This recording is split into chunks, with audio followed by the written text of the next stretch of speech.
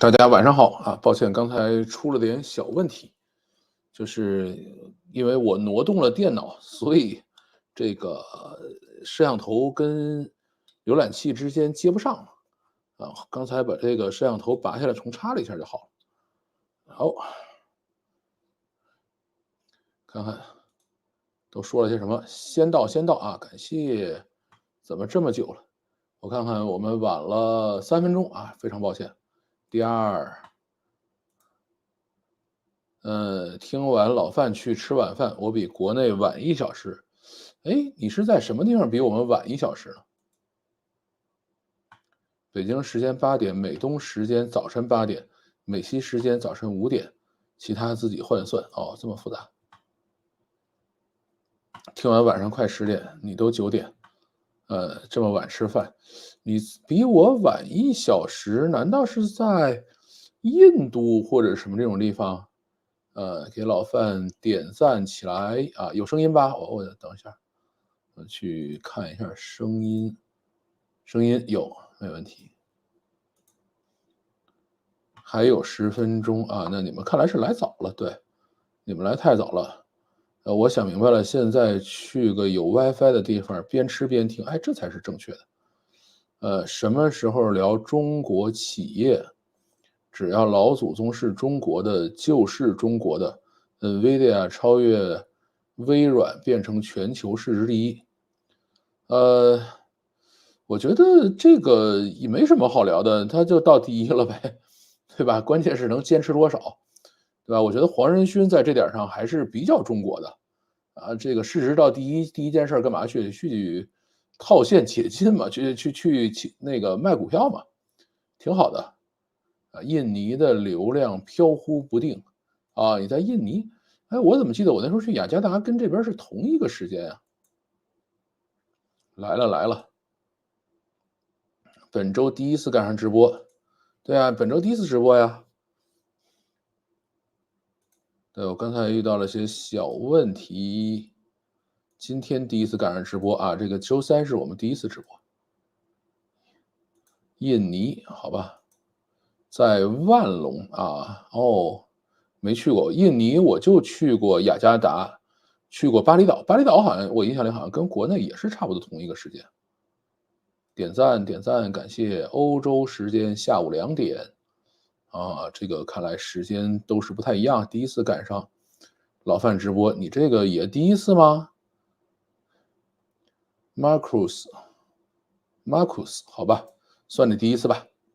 小范报什么专业？哎呀，下礼拜2拿到成绩啊，拿到成绩以后，我们再研究报什么专业的事情。首先是报什么学校，其实我一直觉得学校比专业重要。现在喊这个专业比学校重要的呢，我觉得都是这帮就是给你填报志愿的这帮老师啊，或者是这个中介机构在喊这个事儿。其实，你像我们工作了也这么多年了，对吧？这个你要去招一个清华北大的学生，你介意他是学什么的吗？其实你不介意的，对吧？这个他就是清华北大的就完了呗。这个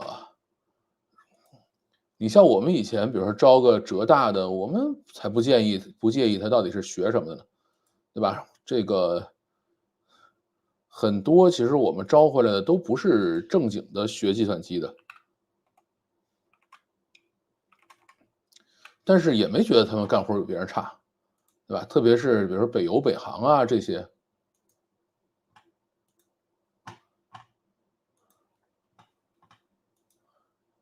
晚上好，今天背景不错，咖啡馆，对，这是一个大树咖啡馆。我发现现在经常有人夸我背景不错啊，我的背景呢基本上都是 Midjourney 画的。但是这一幅应该是这幅我印象里应该是 Midjourney 的，对。又第一次赶上，哎，这才叫对嘛？咖啡馆之前背景过啊，中间有棵大树，很好看。是啊，这个我看看是不是给你们换一个背景，因为我其实画了很多，这个月可以多画一点，因为我这个月去参加答题，然后这个他们多给了120分钟的时间，所以我就可以多画120幅画。我看看，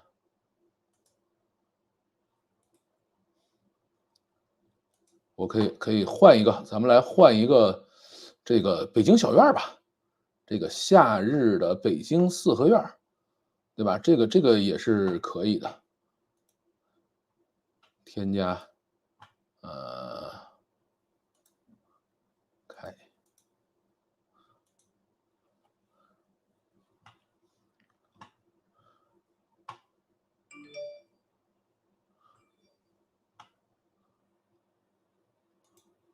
来换了，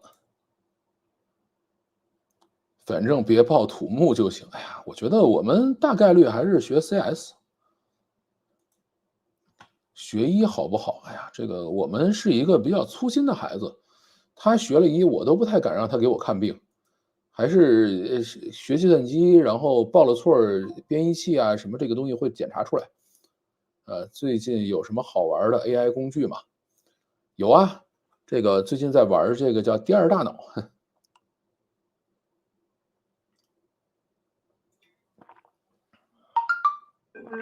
我准备跟第二大脑的团队去做一期节目，介绍一下这个产品，挺好玩的。江浙沪开启梅雨季节了，天天下雨，潮湿的不得了。哎呀，北京现在都疯了一样，北京每天都30好几度，而且每天是叫臭氧，我想想叫什么臭氧污染。然后什么是臭氧污染呢？就是这个温度太高了，然后呢，它把地面上的氧气怎么弄成臭氧了，然后导致臭氧含量上升。现在都在干这样的一个事情，我都觉得小时候没感觉有这种事儿，也没觉得有这么热的时候。所以现在北京就是每天到晚上了，天凉快了，这个臭氧能下来。好，我们开始今天的老范读评。第一条，中国人如何看 WWDC？也不知道各位工作到底有多高端。GPT 这类的 AI 除了程序员和文职工作有点用之外，感觉实际没什么用啊，是吧？周围甚至很多人听都没听说过。这个说的很正确啊，这个说的实在是太正确了。就是现在的 AIGC 工具吧，其实对于绝大部分普通人来说都是没什么用的。这个倒不是说我们做的工作就有多高端，我们只是因为业余爱好，花了很多时间去研究这个东西。实际上我们也没拿这玩意儿做出什么奇怪的东西来。但是你看我的背景，这个是 Midjourney 画的，我告诉他是，对吧？油画风格的北京夏日小院儿，对吧？这个感觉多好，至少让我觉得很开心了吧？这个是没有任何问题的。所以呢，这个怎么说呢？就算你不去做高大上的工作，然后，你觉得我很好玩然后进去玩耍一下，我觉得也没什么问题啊。好，我再看看这边还有什么啊？第15个赞啊，你看80多个人，15个赞是不是少了点这个没关系啊。推荐图灵完备进教材嘛这个我对这个书并不了解啊，我也对教材没什么想法对教材这个事情不是很懂。第二大脑是什么？谷歌不是太多类似的了，它就叫2然后 brain.com 或者是.cn 都 OK，是我以前一个同事做的挺好玩的，回头给大家介绍一下。这个再往后这个是黑神话引爆，这个引起网暴说老范可能没有关注这个制作人有很多贬低女性的言论这位朋友呢，其实给我发了好多条，然后后头还告诉我这个黑神话悟空的制作人，黑神话悟空的制作团队，然后他们写了黄段子，他们这个在微博还是什么上的说了一些对女性不是很友好的话那么这样的我们就要反对他，这个你原来没关注，我不怪你，大概有很多人给我写这样的话。在这里呢，咱们统一回复一下怎么说呢？我觉得首先我们要尊重女性，这个事儿是一定是政治正确的但是呢，我们也不能说搞到这个风声鹤唳那么一个状态，对吧？这个黄色笑话，或者说跟女士开玩笑，什么都不允许了，对吧？随便讲点什么事儿都算性骚扰，这个我觉得也算矫枉过正。这是我要讲的第一条啊。第二条是什么呢？就是一个人以前说过什么话，你以此来验证这个人就是一个什么样的人，我觉得这是一件非常不负责任的事情。啊，那么这个想要提醒我说制作人以前有很多贬低女性言论的这位朋友呢，呃，请问你自己从出生到现在的言论是不是能够经得起放大镜的研究啊？请把得都拿出来，让我们都研究一遍，看看你有没有说过什么该说的和不该说的话。我们去玩游戏就好了，对吧？那么在这样的一个情况下，这个人以前说过什么话有那么重要吗？对吧？你以此来判定说啊，这个人以前说过贬低女性的话，那这辈子是不是就应该是一拳打翻在地，踩上1万只脚，让他永世不得翻身呢？对吧？这个你跟国内搞的这种，对吧？劣迹艺人，然后终身不得开直播，什么这个有什么区别呢？对吧？是不是还要株连九族啊？对吧？这个我觉得我们还是要正确的去看待各种事物啊。比如说我有时候也会跟人啊，比如开个黄腔，讲个黄色笑话什么的，但是呢，没什么坏心思。如果有女士听到了，告诉我说我听了不开心了啊，那告诉我，我会道歉的，这个没有任何问题啊。啊，这个首先我没有什么这个故意挑衅啊，什么这个都没有。啊，但你说，哎，老范原来讲过一个黄笑话啊，这个人这辈子都是坏蛋了啊，都是老流氓，那这个怎么办呢？对吧？那么只能就是我们就成为这种人心目中的老流氓就算了啊，也这个也没有任何可辩解的余地，对吧？咱说过的话咱得认呐，对吧？那能怎么办啊？所以我觉得这个事情呢，啊，也就是如此了啊，你不能说以前这个人说过什么话的，然后这辈子他就怎么样了。啊，这个因为我觉得 YouTube 上有很多人都抱有这种观点啊，比如说啊，有些人在讲说啊，王志安以前怎么样了，啊，五月散人以前怎么样了，那么他一定是如何如何的，对吧？这个你不觉得这样说话很奇怪吗？啊，甚至后边还有一条是360盗图这块啊，说啊，这个老范原来晒过跟周鸿祎的合影啊，那么这就是周鸿祎的铁粉啊，他怎么样了？只要是周鸿祎的东西，他都出来舔。这个我们以前在猎豹移动每天跟周鸿祎打的这个是死去活来的，你不知道吗？对吧？这个你永远是这个叫断章取义其中的一个片段啊，这就非常无聊的一个事情了啊。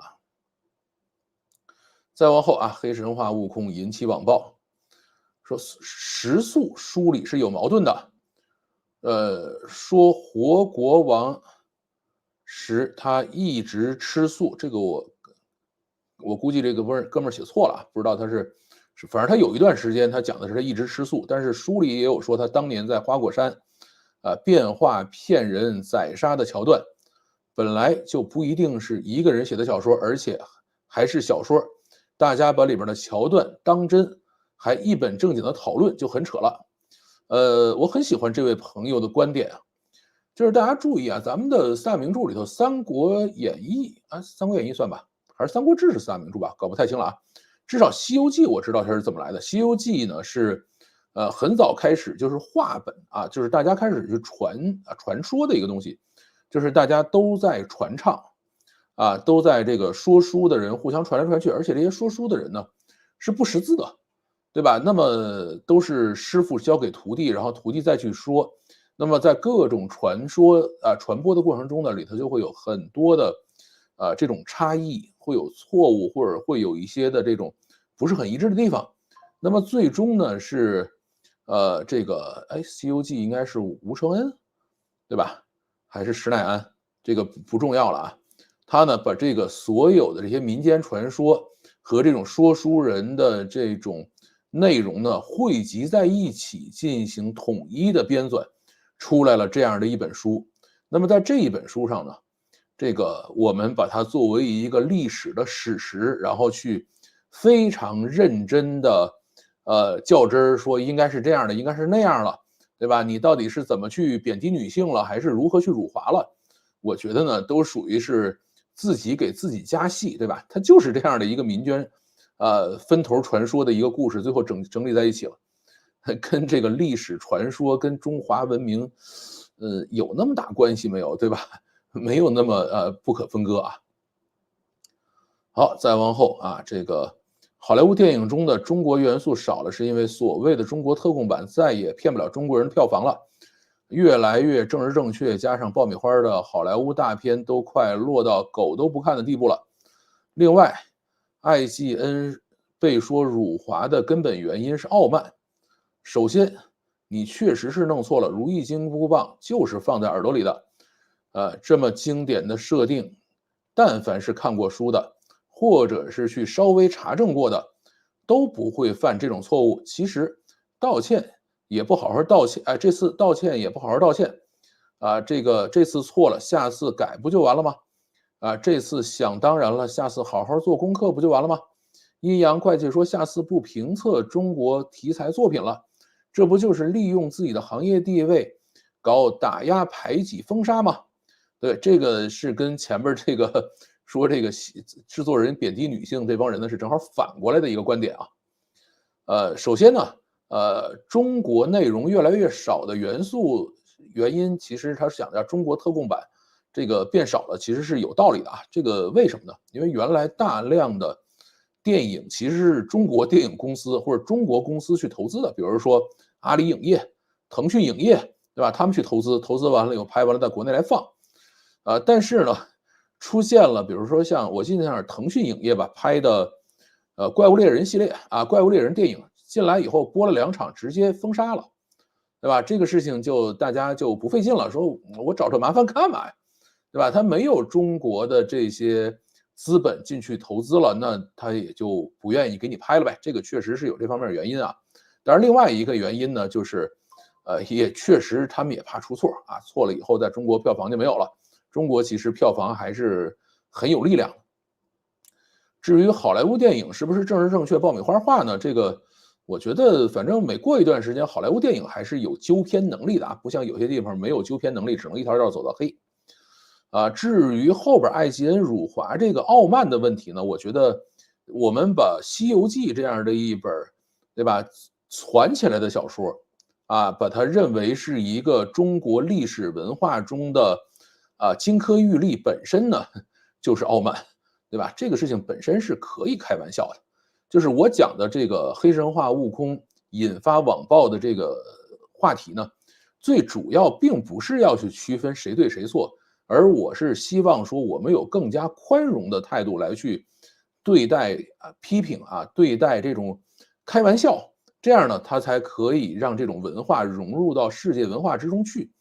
如果我们有任何的一个东西上来以后都是你瞅啥瞅你咋地，那这个大家就都敬而远之，这个才是我真正想说的东西。而这位留的评论呢，是正好把我这个点踩的正正的，对吧？只要人家说错了，人家没有查东西，就认为这是一个傲慢，对吧？那么其实《西游记》，如果我们把这个小说再往前把它翻开了以后，从这个传承历史上说，他万一有这耳朵放起这个金箍棒放别地儿了呢，他也难说对吧？原来这个郭德纲也有一个相声说金箍棒放耳朵里头打个喷嚏，他就怎么样了，他也说过呀，对吧？那郭德纲也辱华嘛，这个郭德纲辱华正常，也跟说相声嘛，对吧？这个讽刺艺术它就是这样嘛，这个是没有任何办法的。所以呢，咱们真正不能要的就是这种一点就着这个人家没看过又怎么样了看错了又怎么样了？这是什么大不了的事儿吗？对吧？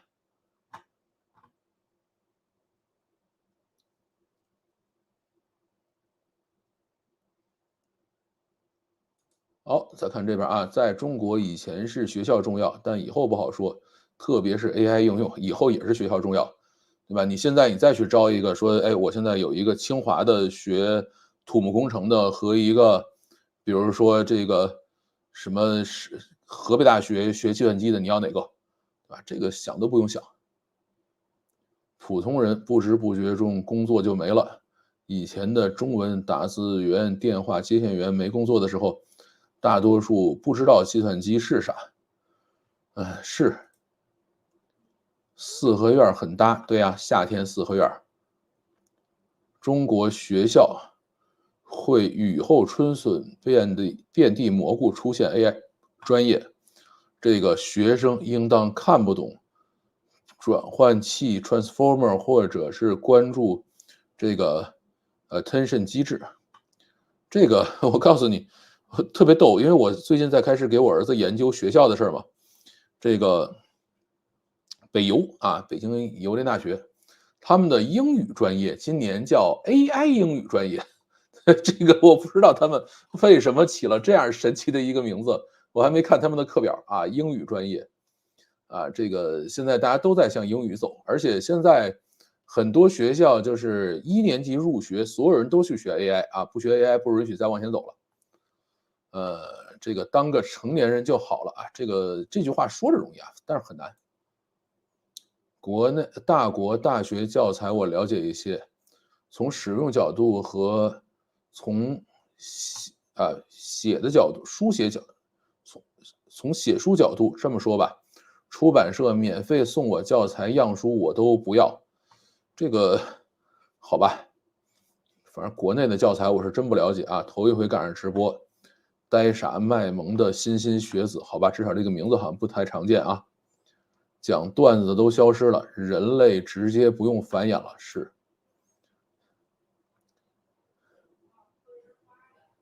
就是世界毁灭吧，这才干净。这个心理洁癖的结论，是的，这个很多人就是这样的。老范要不要和小范一起联机打游戏？我会被小范虐得很惨的，小范还是反应比较快的。是罗贯中啊，罗贯中，好的啊，这个有的时候这个四大名著到底是谁写的，记不太清楚。苹果、微软多产品线布局 AI 应用，开发者机会是不是越来越少了？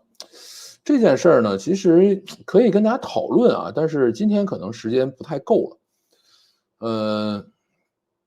AI 上来以后，我们到底要不要给全民发钱？因为我看了一个那个 Hilton 啊，或者叫希顿吧，其实它叫希尔顿啊，这个也是人工智能三巨头之一。前2天接受采访，他就讲说，AI 干掉的工作职位一定会比它创造的多得多啊。那么我们应该给全社会发钱，而这个事儿是在哪儿说的呢？是到唐宁街10号去给这个英国首相的一帮这个幕僚去说的啊，苏纳克的一帮幕僚去给他讲这个。这个事儿呢，其实我是不认同的啊。就是第一个结论说 AI 干掉的职位一定会比它这个创造的多得多，这件事儿我就不认可啊。这就是老学究的这种态度。然后呢，我也不认为应该通过给全民发钱的方式来去解决 AI 造成的社会问题啊。这个2个我都不太认可。但是这个可能真的是回头要专门讲一期了。但是这种是不是会没人爱听呢？啊，也问问大家，这个也有100多人了，对吧？你们告诉我这种话题你们爱不爱听？Bad Boy 在印尼看才23块，这是什么东西啊？虽然很难看，但是印尼装修最棒的娱乐场所，这是什么东西？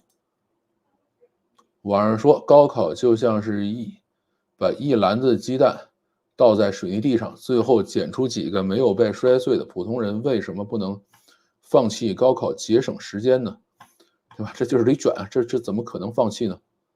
普通人无法一年30、40、50万送欧美澳，是这样的，还是很贵的。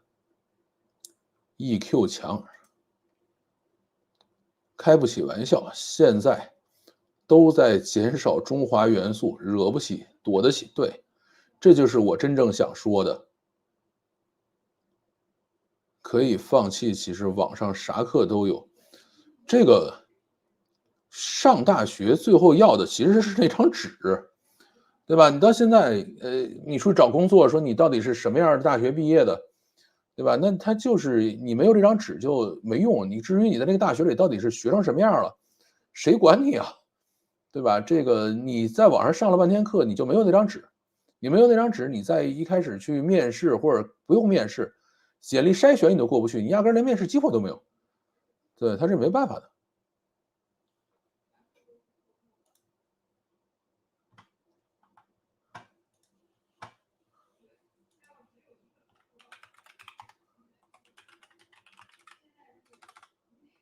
等会儿啊，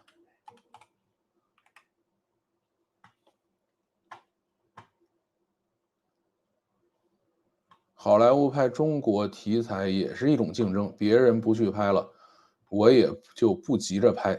其实不是竞争，原来好多中国题材的片子真的是国内有投资上去，对吧？你就必须加，而且中国的互联网公司的投资真的是，就是给了钱以后还要指手画脚。你后边那个画是用什么生成的？Midjourney 啊，提示词，哎，你们其实可以到那个就是 Discord 里去看，有好多都是在 Discord 里直接画的提示词就在里头了。AI 英语专业和当年的硬凑出来的楼宇智能专业有一拼。哎呀，现在就好多这种专业改名字，比如财会改成什么金融工程，然后图书馆管理改成信息管理，对吧？它这个都是干这个事情的。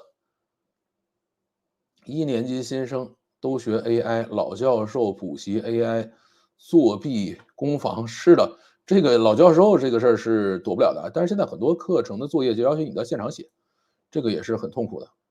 小范游戏天赋可以，啊，上来就过了大树守卫，有点天赋。是的，他也没有上来就过啊，他也是折腾了半天才摸过去的。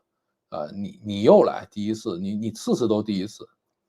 爱听，我支持发钱，我是，好吧，这个那我们就回头讲一期这个吧。这有2个说爱看的了，北京人是不是都不愿意去外地上大学？是的啊，我们家儿子就惦记在北京上。发钱这个事情一直都有，当 AI 造成大面积失业的时候，肯定会发更多的失业补偿金。如果因为 AI 大发展导致社会贫富差距过大，又会调节贫富差距，这个我是不认可的啊！我从来不认为发钱是一个好的方法，肯定不能放弃高考啊！知道高考不行之前，都感觉自己家的娃了得啊！明白了，已经上了独木桥了啊！万一运气好成了那个硬鸡蛋呢？彩票都买了，对，为什么不去看看号码有没有中奖？也只能如此了。以后人口锐减了 ，AI 又那么发达，还会很卷吗？一定会啊，而且会更卷。让你儿子去广州、深圳、上海上啊，他就想在北京上。人的需求是无穷的，所有技术都有局限性，AI 能干掉已知很多行业，但会有更多行业产生。越解放双手，呃，能想到的鬼东西就越多啊，需求也就越多，这个我是赞同的。就还是要去挖掘新的需求。现在已经没有山西煤老板投资电影了，对，山西煤老板都已经这个很低调了，拿了钱就跑了。上了北邮会不会影响出国啊？现在还没上呢，这个先得出分啊，出了分以后再说。这个北邮如果能够达到分数线，我们也去，这个没什么好说的。好，我们继续。360盗图啊，有人说了，说作者不是用提示词生成的照片吗？提示词算不算知识产权？而且360不是利用了整个模型去重新生成一张照片，而是直接用生成的照片自己去再生成，啊，这样还不算侵权吗？现在360不怕打官司，我觉得应该是律师团队感觉有漏洞去打了，才一定要求打啊。这个呢，我觉得第一件事儿。现在国际上基本上认为提示词生成的照片，提示词是不算知识产权的，啊，那么国内呢也是不认为提示词算知识产权的。什么样的在国内会被认定为知识产权呢？就是你不但有提示词，还有提示词反复修改的过程，以及这个所有的这个生成的图片再反复的去筛选修改的过程，然后加在一起算是你有劳动了。这个才算版权，对吧？就是衡量这个照片啊，就是 AIGC 生成的照片有没有版权的，按照国内的标准是在这个里面人的参与度到底有多少？如果你说，哎，我写了一句提示词，比如说后边这个照片吧，我就写了一句话，一打回车就出来了，挑都没挑，对吧？就这张了，那这个就没有版权啊。然后很多人在问我说，哎，老范，你这个发了这么多图出来，我能用吗？啊，这里咱们也正式回复啊，能用。我生成的 AIGC 的图片都是没有版权的，啊，你们只管拿去用，没有任何问题。至于说拿这个别人的图再去转生的图到底有没有版权这件事儿呢？这个事儿就真的是有争议了啊。现在法律没有规定，因为呢，这个原图的作者他所训练大模型用的原图，他也没版权。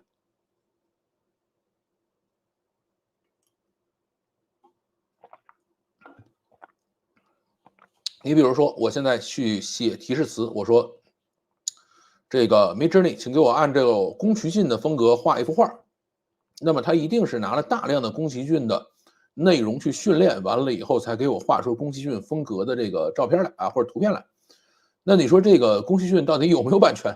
这个事儿呢，目前为止是没有定论的。现在的最大的结论就是用这个，比如说，请用宫崎骏的风格给我画一幅画，画出来的这幅画没有版权。现在基本上全世界是认同这个的。至于说360不怕打官司这个呢，并不是360的律师团队觉得有漏洞才去打。360打官司一直是什么？就是甭管打输打赢我都打。打完了以后呢，我就跑去道歉哪怕输了我去道歉，因为道歉了你也被别人得看啊，你成为这个关注的焦点了，对吧？360就是甭管好名声坏名声我都要，对吧？你关注了我这事儿你就有机会，对吧？他们是这样的一个，所以他们并不怕打输这个官司在跟他们去打官司真的是一点意义没有，因为我们以前干过一次就是当时呢360搞了一个什么事儿，就是在这个人家的手机里头去卸载人家的应用市场，什么意思呢？你比如你买了天翼的这个，就是中国电信的天翼手机，对吧？他把里头的天翼市场给你卸了你买的这个移动的手机，然后他把什么移动的那个市场也给你卸了你买了小米手机，他给你把小米市场给你卸了，然后让你呢用他360的市场搞这样的一个事情。最后呢，他被33家公司联合一起起诉了为什么知道呢？因为当时我在猎豹移动，我们也是那33家中的一个。起诉完了以后呢，他就败诉了嘛，因为人家是比如说华为的手机上你有华为市场，他给你卸了，对吧？这个事儿在中国呢，其实是个很重的罪叫破坏计算机信息系统，对吧？你给人家原来的系统给改了，这个事儿是不允许的，然后判他败诉。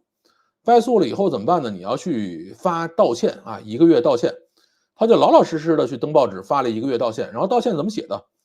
说为了用户的利益和用户的体验，我们把这个东西卸掉了然后呢，造成了一些无良商家的或者说类似这样的一个词的吧，造成了他们经济利益受到损失，然后我们特此道歉，对吧？他会写这样的道歉信出来，而且还老老实实的登1个月1天都不带少的。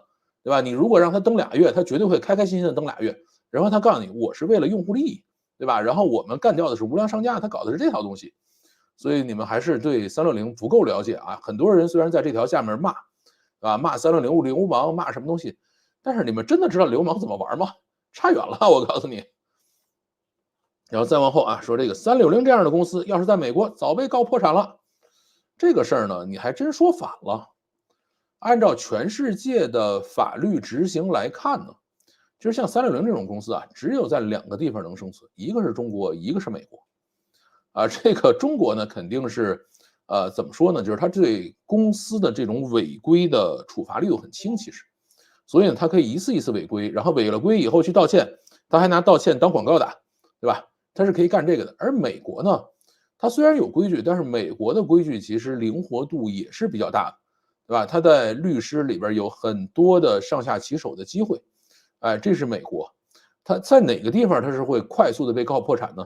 比如日本加拿大、欧洲，对吧？这些地方，就是它的法律很严格，而且呢，在执行的过程中其实没有那么多的宽松没有那么多的漏洞可钻在这些地方360就会快速破产。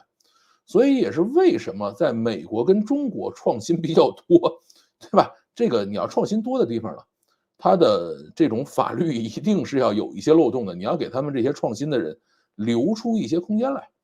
咱们现在看到的很多的创新项目，其实一开始都是违法的，对吧？因为滴滴上来以后都是违法的，它让大量的没有准运资格证的这些车辆去进行这个商业运营了，这件事是违法的，对吧？那么多的这个现金贷或者是各种那个消费贷款，这个事儿其实也是违法的。你让一大堆的没有金融资质的公司去进行这种个人贷款的评估和发放，这事儿都是违法的，对吧？你包括像淘宝这种东西，在早些年都算投机倒把，对吧？那这都是违法的。你要是在一些法律很严格的地方的话，就直接干掉了，对吧？所以这个事情，就是中国跟美国啊这两个地方可以稍微的混一混，其他地方不行。再往后啊，那位原作者如何知道360在用了他的图呢？因为相似度高吗？很容易看出来吗？相似度高一般就是侵权啊！我拿蒙娜丽莎画了一副眼镜儿，你再拿我的画鼻子上添了个苍蝇，那么还是侵权。这个朋友说的很好啊。因为相似度高这件事儿呢，这个360最后也是把两幅画都拿出来说，你们到底看看到底像不像？对吧？其实这两幅画你真的认不出来到底有些人说，哎，这个波形很像啊，这个就属于眼神很好的，但是我反正看不太出来这两个是有多像，对吧？而且360上来也说我也愿意给钱，对吧？你稍微差不多点咱们就接着一起往前走，后边我们还愿意拉你一把啊。结果赶上这么一个二货，对吧？上来啊，两边呢都不是什么好人啊，但是呢可以通过这两边的诉讼。把一些这个比较模糊的这个叫什么呢？比较模糊的法律吧，这个让它清晰起来，可以让后边很多的好人受益啊。我觉得这个事儿呢，还是有一点意义的吧。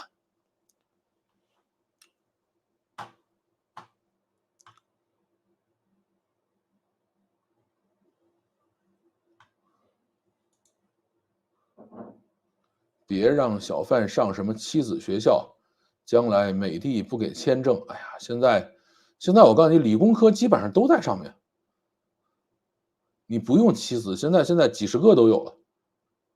第二志愿是还不知道啊，首先要知道分啊，知道分了以后才能填志愿。是直播，你看，如果大一感觉不合适，还复读嘛？想啥呢？我们反正高考已经够了，早就卸载360这个流氓软件了。我也从来不装啊，我是从头到尾就没有用过360加的任何东西。这个话说老范这个 AIGC 的图有4K 分辨率没有？但是呢，它允许扩图。其实你给它这种1K 的，然后你把它渲染到4K 的背景下头都没什么问题。像你看到平时我的视频后边那个背景都是1080P 的，然后我把它渲染成4K 上也没问题，因为我拍的时候人是4K 的。杭州浙大考不上啊，浙大很难考的。最怕没关注，对的。去国外需要技术才能正常访问国内这些平台吗？比如微博、抖音这些，不好说啊，有可能是，但是我不太确定。来了啊，感谢点赞了没？第一次，你也第一次，盐酸池、盐酸地，你这肯定不是第一次了。你这个先喊了来了，再喊这个第一次的一定不是啊。这个先去点个赞。呀，可操控空间就大了。这是讲的哪段？说你不行，你就不行了。滴滴当年啊，也不算违法吧？法不禁止即可为所以现在巨头才有野蛮生产的空间。现在就算了，其实当年也算。滴滴当年的很多车都是被抓住罚，而且到很后来都是满街逮，都是这样的。滴滴那时候还专门留了一笔钱，谁被抓了我替他交罚款。虽然360当年很流氓，但是现在手机一些应用市场也很流氓，这个是真的啊，就是大流氓与小流氓而已。360之所以大家都觉得流氓，是一开始他就把名声搞臭了。波形对，滴滴明目张胆的非法运营，是的，这个绝对是违法的啊。来了，第一次赶上直播，银角大王应该不是第一次啊，原来见到过。卸载360，开玩笑呢。你可以看一下进程里面，只能重装系统，要么不装，要么重装啊。这个其实，真不是啊，真不是。这个360这种禁止卸载这个东西呢，因为我们原来是跟它竞争嘛，所以对他们这种手段还是很了解的。就是它确实是可以卸载，而且可以卸载的非常干净，对吧？它自己就提供了全套的功能，但是呢，它在卸载的时候呢，会利用一些人性弱点让你点错。比如说吧，你真的要卸载吗？确认要卸载吗？然后他把那个按钮给你写成红的，对吧？然后呢，他说那个我不卸载了，我再想一想，他给那个按钮给你写成绿的，然后把左右你习惯的性的东西给你颠倒，他给你做好多这样的扣在里头。但是你如果能够很认真的去点，然后它确实是能给你卸得很干净的，这个没有任何问题。在国内来了啊，好，你也第一次赶上直播，准备跑步，这个只要是准备跑步的都不是第一次啊。说的监管，已点赞，感谢。第一次发言，伊森王啊，这个应该不是吧？第101次，哎，我觉得这个是。听范老师唠嗑真不错，接地气，感觉生活性很强。对，咱也就这点水平。终于赶上直播了，人生巅峰，你应该经常赶上啊。滴滴当年怎么不违法？组织运营黑车，比自己开黑车严重多了。还有顺丰、蚂蚁金服，蚂蚁金服里头肯定也有违法的地方。听说某60，哎，咱们到这儿就别某了，咱这儿也没忌讳啥，对吧？360啊，这个安全卫士会向这个什么中心上报用户的服务器 IP 是真的吗？其实他们是不报的啊，这个不是这么干活的，这个有机会可以给大家讲，这个说出来话就长了。现在第一次赶上直播都成梗了，是的，你们下次可以在别人直播的时候上去写啊，来了第一次啊，跑步刚回来，你又第一次。瞪大眼睛，小心翼翼卸载360。对，卸载360是需要比较小心的，最好的方式就别装啊。当360诱骗你为了某些功能，或许了安卓手机的设备管理权限不知道如何取消这个变态权限的人，那就再也卸载不了360了啊。这件事情呢，你说的其实是不对的啊。这个所有获取手机 root 权限的这种呢，都是违法的，这个事儿是不允许的。虽然我们以前也这么干，对吧？最近拼多多还被抓出来干这个事情。360呢，肯定是在这一块是研究的最明白的，但是他真的不敢啊！你真的上去了以后会，你被告了以后是一点问题没有啊，绝对会受到处罚的。这个是叫越狱啊，这个绝对是叫破坏计算机信息系统罪。这是要入刑的。赶上直播，安装360以后会捆绑很多后台进程，触发卸载就会启动啊，所以卸载360要把进程里面可疑的干掉，还要改注册表，哎呀，真的没必要。现在的360其实还是比较容易可以删干净，但是我依然不敢装啊。你也第一次，好吧，就当你是第一次了。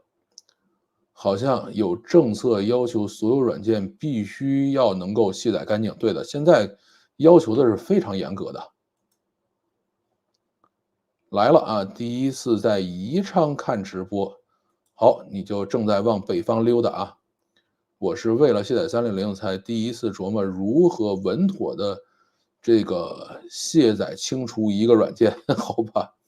我教你一个最简单的方法，你在里头装个金山毒霸，然后告诉他，请把360卸掉，他会干干净净的给你卸掉的啊。这个当然你卸完了以后，那个电脑里就多了个金山毒霸。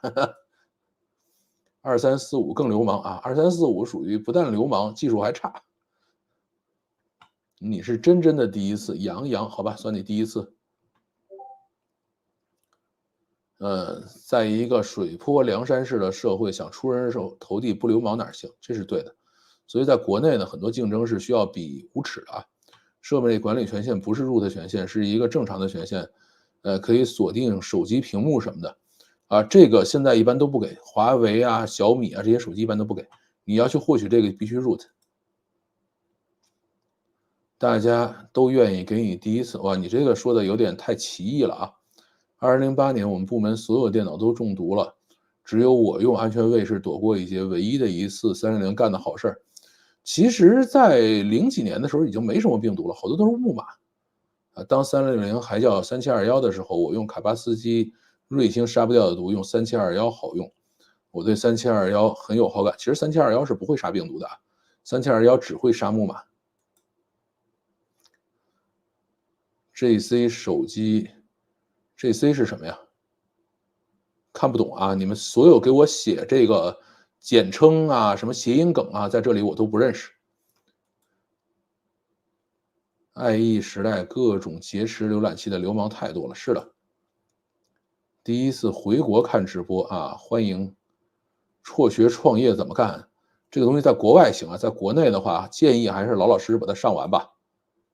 以毒攻毒，对，帮别人电脑删了一堆流氓软件，整个过程比阅读理解题还刺激。这个是其实我们现在都是怎么说呢？就是以前在猎豹的时候，就是电脑上还要经常装这些东西。我们电脑大概每一年格式化一次，重装。然后后来呢，这个我就形成了一个习惯，就是我所有的重要文件全部都在云端，而且是在谷歌云上，对吧？那么在这样的情况下，我的所有电脑任何时候都可以随便删除啊，随便的换电脑，随便的去这个重装，所以我现在是有这样的习惯的。但是后来，离开那里以后呢，我的电脑上就再也不装任何杀毒软件了，对吧？所以我的电脑一直都很干净，然后可以保持可能2、3年、3、4年都不用重装，这个还是比较开心的。金山 VS360是的，360完全卸载需要去注册表，非常麻烦。其实不用的，就是它注册表里会给你留垃圾，这个没办法。但是呢，并不会起作用啊，所以你不用去管那些注册表的东西。有些东西如果处在灰色地带，那生死其实就是2张口那些人手里。对，是的，也是为什么滴滴某位总裁和某些不要老某某的好不好？这个人怎么这么讨厌呢？这在哪儿是养成的说话习惯？放下个人素质，享受缺德人生。你能不能讲一下超级兔子现在怎么样了？超级兔子是那个什么吗？那个安兔兔吗？安兔兔后来好像我不太了解了，因为好长时间了。这种就是以后就是写着成这个，这种代称的我就都不认识了啊。我们鄙视这种人。鲁大师怎么样？鲁大师后来上市了，他是360收购，然后上市分拆上市，然后因为鲁大师后来我还去跟他们聊过几次。干掉病毒，我觉得工程是浏览器广告过滤插件，不能使那玩意儿，使那玩意儿我会亏钱的。高考啥时候出分？下礼拜2，等这个出了分以后才能想准备报什么学校啊。棒极了，又赶上直播欢迎。360政府版会上传完整的电脑操作日志，不管有用没用，忠诚就完了。你真不了解这东西，我告诉你，这个像我们以前在那个金山毒霸的时候，金山毒霸也有这种功能，就是特别是蓝屏，就是你 Windows 使一段时间，有时候会出现那个 crash 嘛，就直接蓝屏。然后在蓝屏的时候会就是 Windows 一般一蓝屏了以后会算一个数嘛，1、2、3、4、5、6、7、8、9、10，它给你数数。它干嘛呢？就是把整个的内存 dump 到硬盘上去。然后呢，这个金山毒霸有一个功能，就是在它下次启动的时候，就直接把这个 dump 的文件拉走拎回到云端去。干嘛去分析说为什么你蓝屏了？而这种东西你真扔到政府，政府根本看不过来，想都不用想。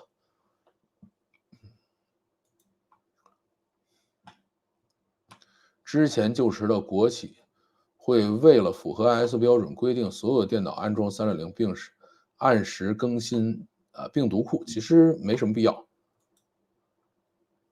警察监控靠的是反诈 APP，或者安卓系统嵌入防诈。是的，所以不要用安卓老实买 iPhone 去。你今天要讲的主题是什么？我今天就是读评论，我们每周3都是读评论。是的，那会子木马多用3721好用，是的，10%的来了，这怎么叫10%啊？ Graphene OS 是最安全的安卓嘛？这是谁家的呀？没用过啊。最早年家里有电脑的时候，用瑞星和卡巴斯基，还买过实体光盘。对，以前我也买过。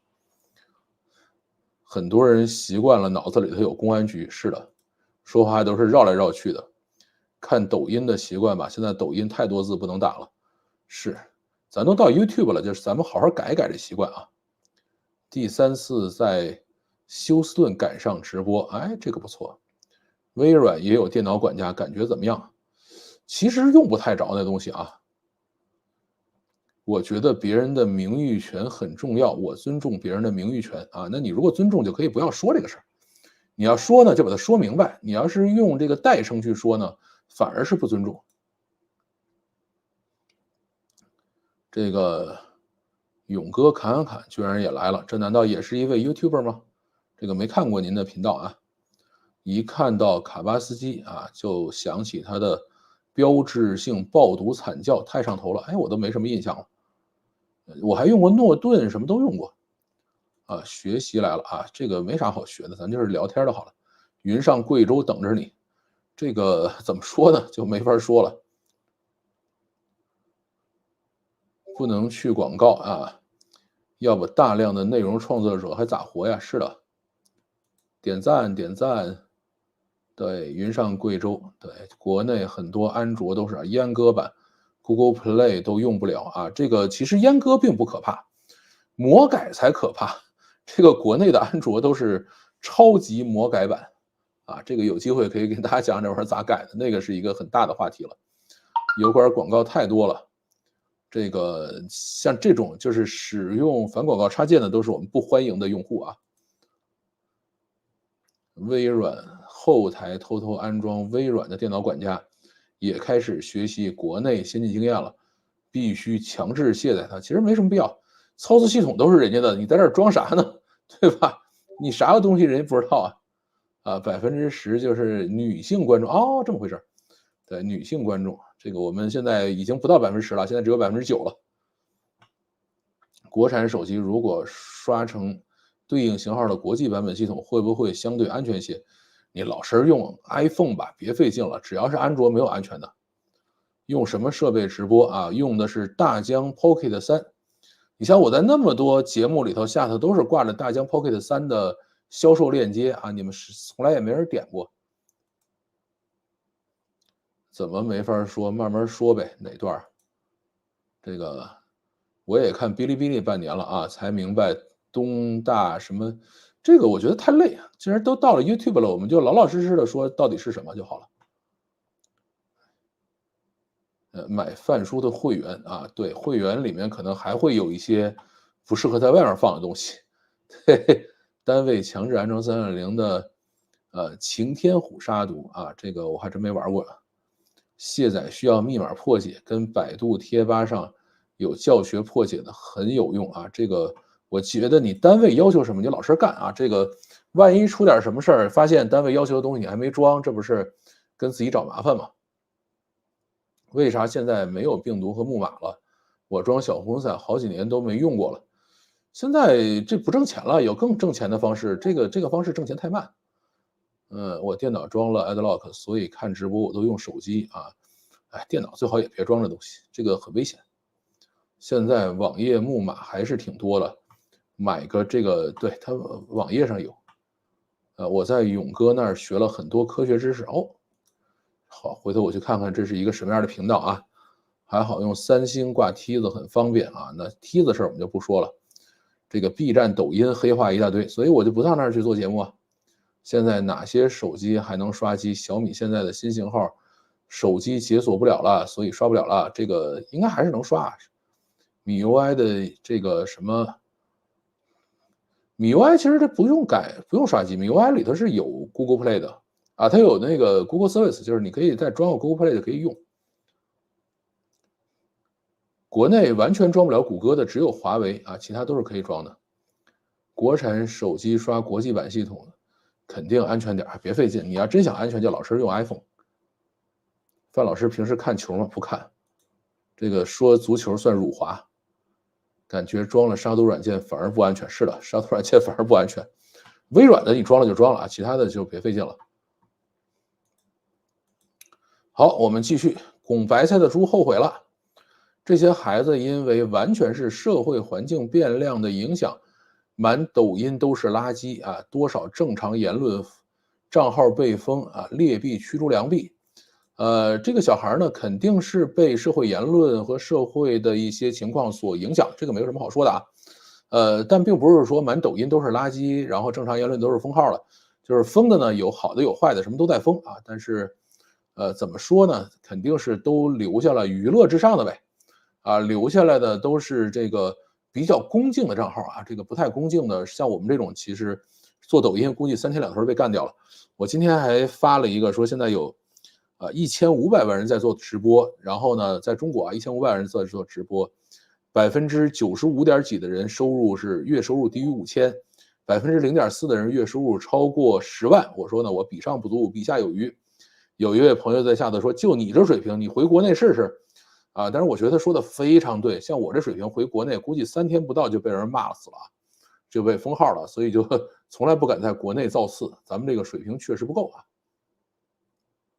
再往后说，我觉得老范很宽容啊，这种态度很好，尽管这个话题听着很刺耳，但这种病态还是社会的问题。是的，就是社会是有问题的，我们要承认这个问题。对吧？才能够有机会改进。但是现在国内呢，就属于不承认啊，我们没问题，我们稳中向好，这个就比较无聊了啊。再往后啊，这个没赶上直播，现在发个评论吧。这个男生的问题是他并没有为之前拱白菜的言论道歉，因为他真心不认为自己错了。包括评论的很多人也认为这是少年无知的玩笑，只有女性或者有女儿的人才会觉得这是多么膈应人的话。城市女孩跟她一样卷学习，对前途迷茫。如果唯分数论，有很多比她学习好、比她优秀的姑娘，但是在她眼里，有很多评论，在很多评论的君子们的眼里，就都是待拱的白菜。请不要再称一个大3、20岁的年轻人为孩子了，他没有反思多年前的玩笑。我曾任职于杭州某大厂，应该是阿里的啊。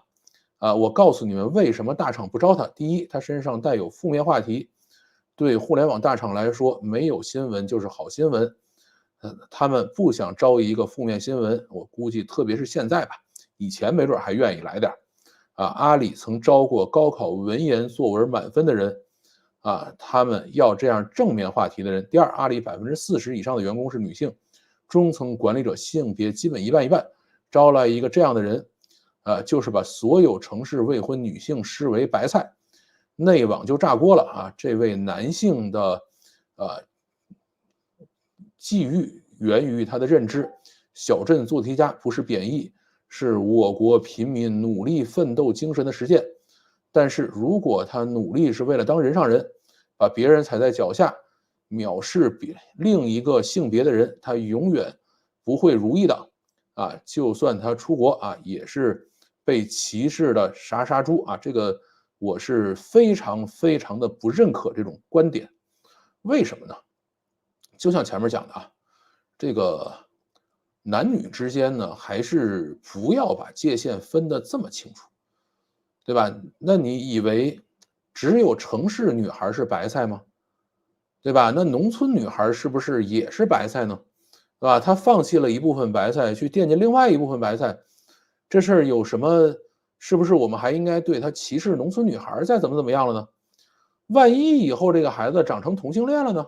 对吧？他愿意，万一最后想拱的是城市里的小奶狗呢？对吧？那你这个事儿你不支持吗？对吧？所以呢，你没必要去上纲上线，以前怎么样了？我觉得叫男女慕爱，对吧？这个男生对女生有一定的渴求和性幻想，他有什么问题吗？女生难道对男生就完全没有性幻想吗？对吧？这个可能是一位女生给我写的评论但是呢，我觉得这个男女之间、男男之间、女女之间，大家有这种美好的性幻想，都不是什么问题。然后大胆的把它说出来，也不是什么十恶不赦的事情，对吧？然后一个人小时候说过我要这个进城娶媳妇，对吧？进城拱白菜，这个人就是对全体女性的侮辱了，啊，不道歉就不能活了。这个我们迎来了一位女权啊，这个怎么说呢？我们尊重女性自己的选择啊，男生呢可以喜欢女生，对吧？也可以说我想拱白菜这事儿也没毛病，对吧？但是如果白菜不愿意被你拱，你也要尊重人家，不就完事儿了吗？对吧？你不能说人家这个明明不乐意，我还一定说你这个怎么可以不乐意呢？啊，这个事儿我觉得是不对的啊。但是你说我这个连拱都不想拱了，对吧？看到女生就像这个看到这个红粉骷髅一样，这难道就是你们想希望看到的男生吗？这个我觉得非常奇怪的一个论调啊。这个跟阿里到底有多少女性员工，对吧？跟中层管理有一半女性，如果阿里就是这样的一个氛围的话，死掉算了，对吧？你留着干嘛？真的是很神奇的一个论点。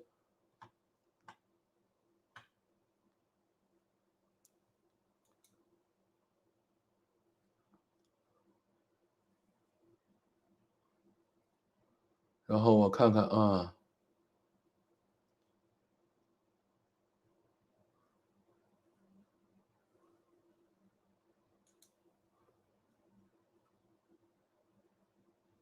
好啊，这个黑话听着累，对，所以我觉得咱们到油管推特上呢，就少讲点黑话啊，我们这个尽量的不说啊。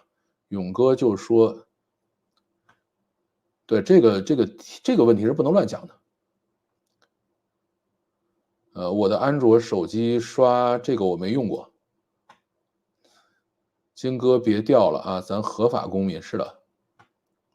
但是老范这样不怕去喝茶吗？我也没说什么，对吧？我们都很恭敬的。这个会员也可以啊，这个就是虽然你看不到我的付费节目，但是，你看我的节目没有广告，就是看免费节目没有广告。哪儿敢有问题啊？是的。铁子们有什么好的 TG 群推荐吗？没有啊，我们是用 Telegram 啊，我们是用那个什么的，我们是用 Discord。别说了啊，我在哔哩哔哩说了不下10次，国内 A 股主板是不规范的金融市场，竞争不公平，这个规则监管不透明、不一致，都被删了。对啊，这个国内就别费劲了。审核确实正义，但是很多9年义务教育的优秀产物，呃，动辄正义举报，大家自然也就都很正能量了。哎，这个到这里就没必要了啊！不明白为什么要求一个努力从农村奋斗出来的人，就要求他不能成为人上人。其实怎么说呢？他有些人自己也想成为人上人，对吧？然后但是他不能允许别人有这种想法。我压根儿不觉得当初拱白菜的言论是针对女性的，可能只是孩子用词不当。你就算他是针对女性的，对吧？他对女性表达了一些这种渴望，我觉得这至少是一个正常的这个性取向，这不是什么大的问题，对吧？也有小镇做题家是受害者的，微凤创始人啊，这前夫这个是什么？这个就不了解了，这个事情不知道。说的特别对，不开玩笑还怎么活？还为什么活？酒色财气啊！对他，但是这种呢，就是你如果一个人说开不起玩笑，那我们就敬而远之，大家都躲他远一点就完事儿了。一个小孩当年说的话，为什么有这么大的效应？感觉我进入社会前说了很多话非常错误。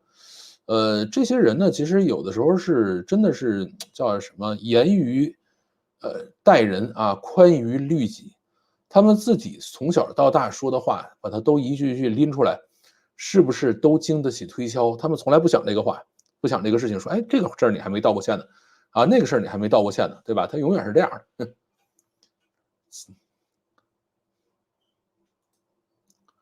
2019年买的小米 CC9 Pro 啊，到2021年系统更新后就不能装谷歌了，是所有的 APK 都无效，计划买国产机装谷歌，慎之又慎。哎，反正就尽量别折腾呗，老老实实买这个 iPhone。对，戾气太重，男女对立太严重，这个其实我真的是觉得，还是大家比较宽容啊。这个女生呢，也不要觉得男生就怎么样了，对吧？如果男生彻底看着你就没兴趣，那你更着急。这朋友分析的相当义愤填膺，快正义化身了。是的，就是这样，这么长一段，我还要专门把它整个都贴出来去念一遍。就是这样的啊，性是人类最正当的表达之一。我觉得完全没问题，有问题是拿这个事儿编故事，这才是真正的不良引导。看到哪一步吧？我儿子被我送去外地读书了，离北京最远，南半球的小村子。啊，澳大利亚嘛，很多人自带思想钢印。是的，点个赞，感谢系统啊，这种开源安卓的确不错。我觉得啊，这都是什么呢？这都是工程师玩的东西啊，普通人玩不了。几个容易吵起来的话题，中医、俄乌、女权。这个女权，我觉得我这里女权应该是相对比较少的，因为毕竟只有9%点几的女生了，对吧？这个再聊会儿女生就更少了。讨论中国足球就算辱华，哎呀，写中文何必打拼音呢？这位朋友啊，再纠正你一次。那最辱华的岂不是国足那帮人啊？是。这件事之前我对拱白菜的意思并不是很了解，不知道那小孩子是不是真的理解了。这个反正也是十几岁的孩子吧，那你能怎么办呢？因为大家都觉得成不了人上人就不幸福啊。这个确实啊，因为人下人确实没什么保障。现在咱四个自信，到底哪四个自信我都搞不清楚啊。就开不起玩笑啊，渐渐被疏远。是的，这块我坚决支持老范啊。中国很多问题的原因，其实就在于不让说、不让谈。站上台的每个人都需要为道德楷模。其实呢，我觉得站上台的每个人呢，都是明面上的道德楷模，背地里到底是不是男盗女娼，谁也不知道。而且呢，他们都希望管住别人的裤裆，对吧？然后以此来树立自己的权威啊，这个事儿是非常讨厌的。头次赶上直播，哎，你这个好像还，叫阿里巴巴啊，这个好像还真的是头一次。版本 TO 国内部分女性，什么意思？跟你开玩笑呢？好吧。旗舰机更新呢还是挺快啊。这个安卓我最讨厌的他们就是更新慢。油管上有个勇哥是做菜，还有一个叫勇哥侃侃侃，讲一下这个这些东西我们就不要在这儿讲了啊。这个教人挂梯子是违法的，加入会员后有进会员群的机会。对，加入会员后可以进会员群。我可能是你之前直播的时候提到的联系不上的人之一哦，是吗？OK，那么可以啊，这个加入会员其实它是这样，就是我们 Discord 的群是欢迎所有人的，但是呢，Discord 的群里面是有很多的话题，里头专门有一个是会员私密话题，就只有会员可以进去，其他人进不去。当然呢，也有很多公众话题啊，就是你说我不加入会员也可以加入公众话题的讨论，这是没问题的。我们会员群里头，就是我们的那个 Discord 群里头，大概有快1万人了。我上小学的时候，老师问每个人的梦想是什么，我说我的梦想是出国，结果当场被轰出教室啊。最后我从IVY 本科毕业，回想起来还是挺有意思的啊。是，这个就是政治不正确呗。今天有点火气，挺好啊。真是，我也很讨厌女权啊，永远用道德绑架你，对自己却无比宽容。是，这个女权呢，就是发展到这样的程度呢，确实是有些让人不舒服了啊。但是我觉得尊重女性还是很必要的，特别是女性也确实，在家庭在社会中付出了很多啊，这件事情我们还是要去尊重的，尊重女性自己的选择。啊，这个我觉得就是对女性最大的尊重。女权不是女生的话题，好吧？我会员到期了，马上去充。这个行，这个来了以后回头跟我讲一声，在 Discord 群里喊我一声，我去给你拉会员群去。这个坚定中国特色社会主义道路自信，呃，理论自信、制度自信、文化自信啊，这个好吧，又学习了啊。啊，刚刚那位大厂女士和拱白菜的猪其实大概是一类人，双方都没有什么问题，但是，互相不认同啊。但我觉得拱白菜的猪呢，我觉得童言无忌是没有任何问题的。这个到现在，比如说你问我说你喜欢男生喜欢女生，我还是喜欢女生啊，这有什么问题吗？这个我觉得不是什么问题吧，这算是侮辱女性吗？看到写代号的我就会心笑啊，每天晚上打游戏没有一句都是什么什么被迫写代号啊，这个就算了。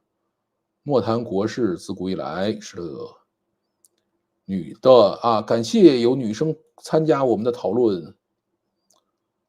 可以再添一个性别自信，这个好吧？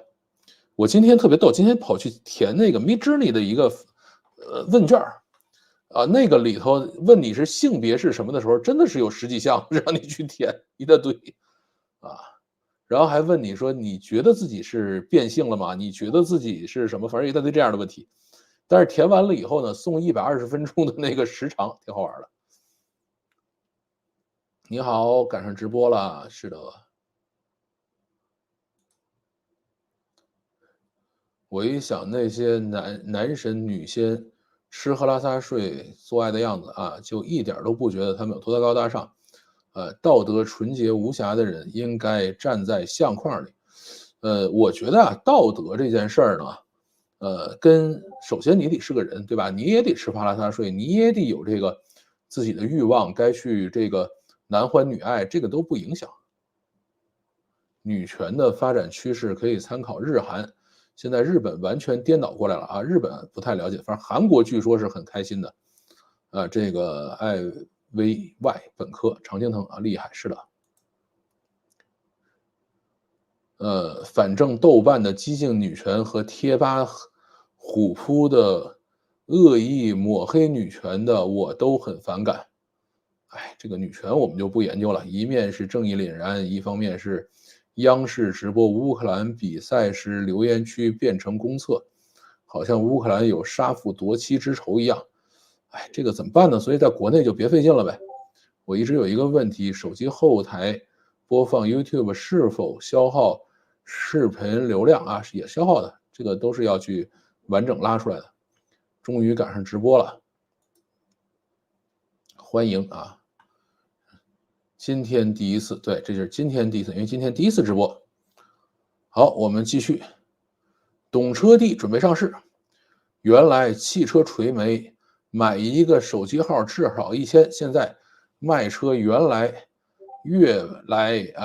越不赚钱啊，好多经销商都不愿意合作了。它是这样的啊，就是现在呢，这些垂媒卖给这个lead 吧，他们叫一个一个线索越来越多了，这样多了几十倍的线索卖出去，但是呢，最后车并没有多卖一辆，对吧？你如果依然是每一个线索1000块的话，那这个大家肯定就不乐意了嘛，啊，因为他给的线索的质量太差啊，这个就没有办法。再往后啊，和 Indigo 一起聊 WWDC 这一期，Apple Intelligence 让我想起马云和马斯克在一次电话对话。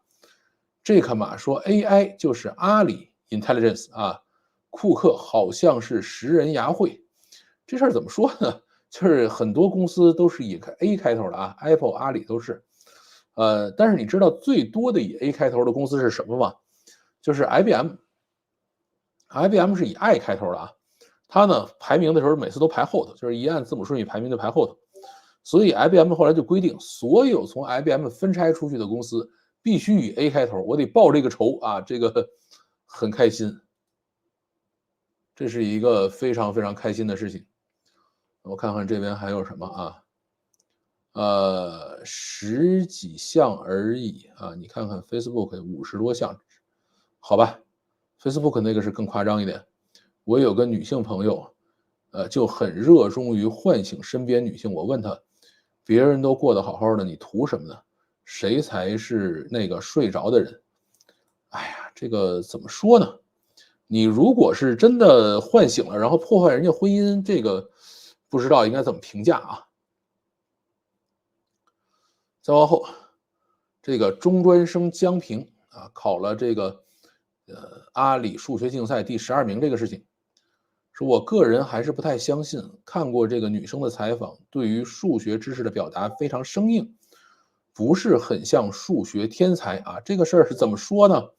这个现在很多人不信啊，特别是以方舟子为代表的一群人就表示我不信。从我个人角度上来说呢，这个事情完全是假的可能性存不存在啊？我从来不会排除任何一种可能性啊，这种可能性是存在的。但是呢，在没有完全证实之前，我并不愿意恶意的去揣测这些人，对吧？就是当你不知道一个人是好人是坏人的时候，我宁肯相信他是一个好人啊，这就是我们之间的差异。再往后，呼吁名牌大学破格录取江平的那些人，明明都是那些普通百姓，也都是各种特招校，这个招等非公平竞争的受害者，这个时候反倒又极度渴望有个人能无视规则，直接一步登天。这种类似于普通百姓平时饱受权贵欺压，这个时候真有个李自成出来革命成功了，这些人马上又给李自成磕头，希望李自成成为自己的皇帝，可谓是愚民思维配上了苦难的典型。中国人的思维就是这样的啊。我记得以前有一个书叫《丑陋的中国人》，它里头有这么一段，他说西方人、美国人啊，他比如说反对贪腐啊，他们想的是你们这些人怎么可以贪腐？贪腐是错的。而中国人去反对贪腐的人想的是什么呢？哎，这个贪腐的人为什么不是我呢？对吧？所以很多的时候他就是这样啊。一方面呢，我们很讨厌这些特招这些这个不公平的招募，但是另外一方面呢，我们又希望这些机会落在自己身上。